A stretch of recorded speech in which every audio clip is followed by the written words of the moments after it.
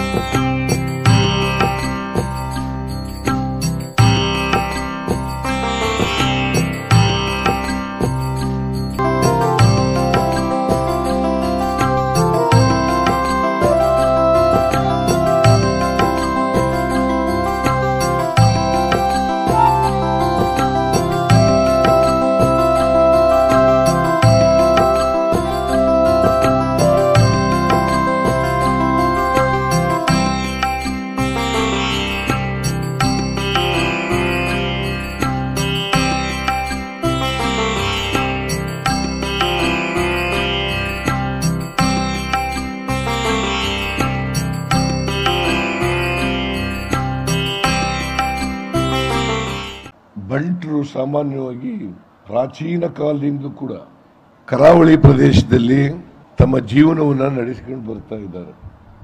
ಇದನ್ನು ನಾವು ಇತಿಹಾಸದಲ್ಲಿ ನೋಡಲಿಕ್ಕೆ ಸಾಧ್ಯ ಆಗ್ತದೆ. ಬೇರೆ ಬೇರೆ ಕ್ಷೇತ್ರಗಳಲ್ಲಿ ತಮ್ಮನ್ನು ತೊಡಗಿಸಿಕೊಂಡು ವಿಶ್ವದ ಅನೇಕ ಭಾಗಗಳಲ್ಲಿ ಇವತ್ತು ಬಂಟ ಸಮುದಾಯವನ್ನು ನೋಡಲಿಕ್ಕೆ ಸಾಧ್ಯ ಆಗ್ತದೆ. ದಕ್ಷಿಣ ಕನ್ನಡ ಜಿಲ್ಲೆಯವರು, ಅದು ಮಂಗಳೂರು ಇರ್ಬೋದು, ಉಡುಪಿ ಇರ್ಬೋದು, ಅವರೆಲ್ಲರೂ ಕೂಡ ಸಾಹಸ ಪ್ರವೃತ್ತಿ ಉಳ್ಳವರು. ಬಂಟರ ಅಭಿವೃದ್ಧಿಗೆ ಒಂದು ಬಂಟರ ಅಭಿವೃದ್ಧಿ ನಿಗಮವನ್ನ ಮಾಡ್ತೇವೆ ಅಂತಕ್ಕಂಥ ಮಾತುಗಳನ್ನ ಹೇಳಿ ಪ್ರಣಾಳಿಕೆಯಲ್ಲಿ ಹೇಳಿದ್ರಿ. ಅದನ್ನ ಘೋಷಣೆ ಮಾಡಬೇಕು ಅಂತ ಹೇಳಿದ್ದಾರೆ. ನಾನು ಮುಂದಿನ ಬಜೆಟ್ ಮಂಡಿಸುವಾಗ ಬಜೆಟ್ನಲ್ಲಿ ಅದನ್ನ ಘೋಷಣೆ ಮಾಡ್ತೇನೆ. ಸೊ ನಿಮ್ಮ ಬಂಟರ ವಿಶ್ವ ಬಂಟರ ಸಮ್ಮೇಳನ ಯಶಸ್ವಿಯಾಗಲಿ, ನಿಮ್ಮ ಸಂಘಟನೆ ಇನ್ನೂ ಹೆಚ್ಚಾಗಲಿ, ಪರಸ್ಪರ ಅರಿವು, ಪ್ರೀತಿ, ವಿಶ್ವಾಸ ಬೆಳೀಲಿ ಅಂತೇಳಿ ಈ ಸಂದರ್ಭದಲ್ಲಿ ಹೇಳಿ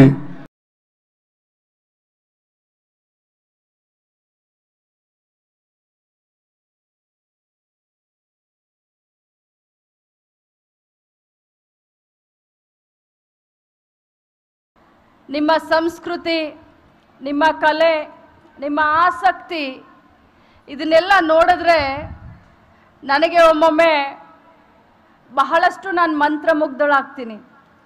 ಯಾಕಂತಂದರೆ ಭಾರತ ದೇಶಕ್ಕೆ, ಕರ್ನಾಟಕ ರಾಜ್ಯಕ್ಕೆ ಬಂಟರು ಕೊಟ್ಟಂಥ, ಬಂಟ ಸಮಾಜ ಬಂಟರು ಕೊಟ್ಟಂಥ ಬಹಳಷ್ಟು ಗುರುತರವಾದಂಥ ಸಾಕ್ಷಿಗುಡ್ಡೆಗಳಿದ್ದಾವೆ.